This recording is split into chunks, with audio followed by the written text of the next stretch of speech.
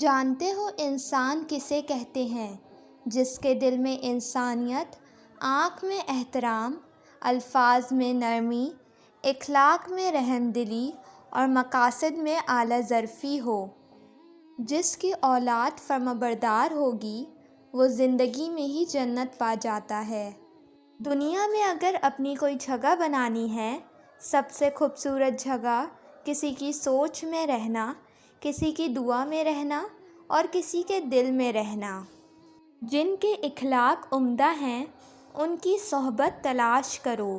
لازم نہیں جس کے ارد گرد لوگ جمع ہوں وہ اللہ کا دوست بھی ہو، مداری بھی تو لوگ جمع کر لیتے ہیں۔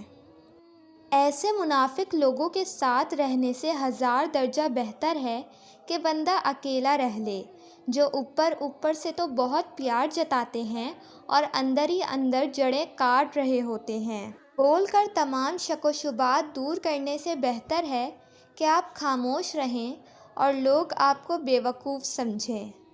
جب آپ کو ہر دوسرا شخص دشمن لگنے لگے، ایسی صورتحال میں اصل دشمن باہر نہیں، آپ کے اندر ہوتا ہے اور وہ ہے آپ کی منفی سوچ۔ یقین جانیں جو کسی کے ساتھ کچھ برا کرتا ہے وہ اپنی عزت میں اس کی سزا بھگت رہا ہوتا ہے، بس ہمیں خبر نہیں ہوتی۔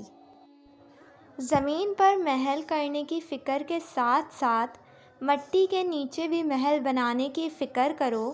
اللہ ہم سب کو قبر کی سختی سے محفوظ رکھے، آمین۔ کسی انسان کی سوچ پڑھنی ہو تو اس سے مشورہ کر لیں، اس کے مشورے سے اس کا انصاف، نیکی، بدی اور علم سب جان لیں گے۔